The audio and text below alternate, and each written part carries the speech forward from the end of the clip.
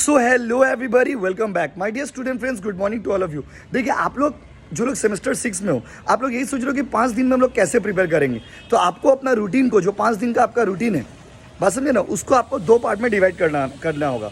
आप एक देखो, सुबह में आप जब भी उठते हो वो आपका पर्सनल मैटर है, बट आपको एक रूटीन को बनाना होगा अपना लाइफ के लिए। 5 दिन, only for 5 days you have to follow the routine that is being given on my part. जो आपको हम दे रहे हैं उस रूटीन को आपको फॉलो करना है। सबसे पहले तो ऑन एन एवरेज आप 7 बजे उठ जाइए। 7 बजे से लेकर के 1 बजे तक आप फिनेंशियल रिपोर्टिंग पढ़िए। फिर आपको फ्रेश होना है, बात समझे। उसके शाम को 4 बजे से लेकर 12 बजे तक फिनेंशियल मैनेजमेंट पढ़िए। एवरी डे आपको ये रूटीन फॉलो करना होगा 5 दिन तक, ओनली फॉर 5 days आपको ये रूटीन फॉलो करना है। अब जैसे फिनेंशियल रिपोर्टिंग में आप जितने भी सम्स क्लासेस में आपने किया है वो तो आप कर ही लिए होंगे। अभी आपको 5 दिन क्या करना है बताइए।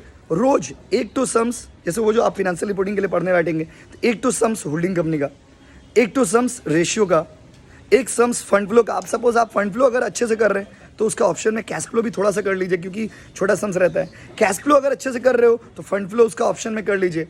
क्लियर है बाबू, ये हो गया।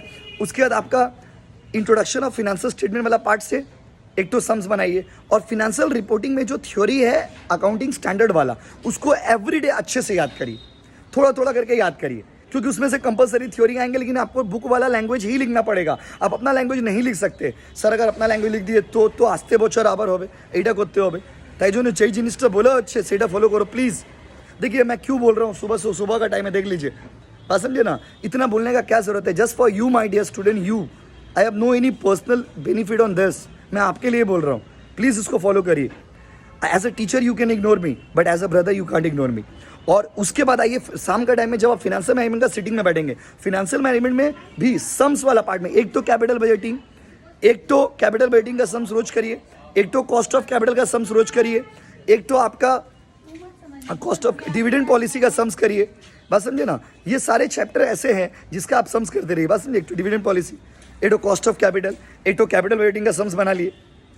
बात समझे ना। तो अच्छा, एक तो लिवरेज का सम्स कर लिए, समझ रहे हो, एक तो वर्किंग कैपिटल का सम्स कर लिए।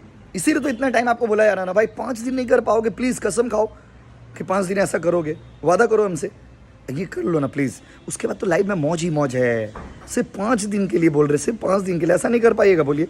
और उसके बाद रोज फिनेंशियल मैनेजमेंट में भी थ्योरीज पढ़ा करिए। जितना थ्योरी सजेशन में दिया वो थ्योरी करिए, प्लस 2019 से 21 में जितना थ्योरी आया सब थ्योरी पढ़ लो अच्छे से भाई, सब थ्योरी।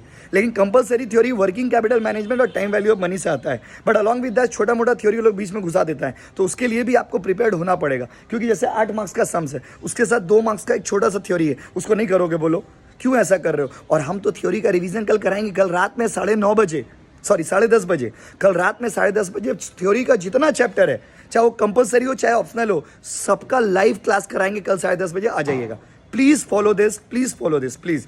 दोस्तों में भी शेयर करिए।